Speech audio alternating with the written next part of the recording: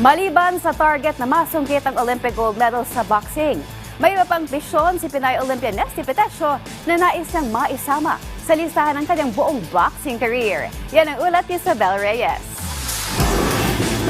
Mukhang hindi pa kontento si 32-year-old Davaoeña fighter Nesty Petesio sa listahan ng mga medalyang kanya nakopo sa loob ng halos 16 na taong boxing career.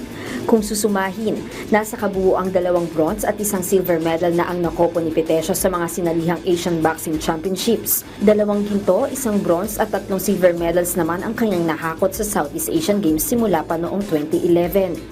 Tig-1 ginto at silver medal naman ang kanyang nakuha sa World Boxing Championships, habang 1 silver at bronze naman ang iniuwi ni Petesio mula sa sinalihang Olympic Games noong taong 2020 at 2024. Sa kabila ng lahat ng ito, ibinahagi ni Petesio sa PTV Sports ang tanging kompetisyon na kulang na lamang sa kanyang listahan.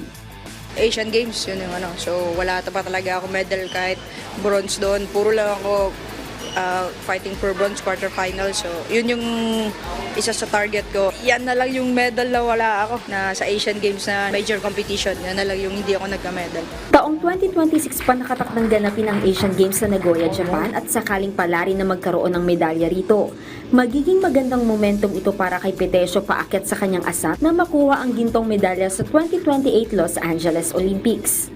Matagal pa yung LA and syempre alam naman natin na hindi pa siya kasiguraduhan kung may boxing sa Olympics po, and hope lagi kong pinagdadasal sana meron pa kasi handa pa din kami, handa pa din akong ipaglaban ko yung Pilipinas doon, handa pa din ako maglaro para sa Pilipinas po.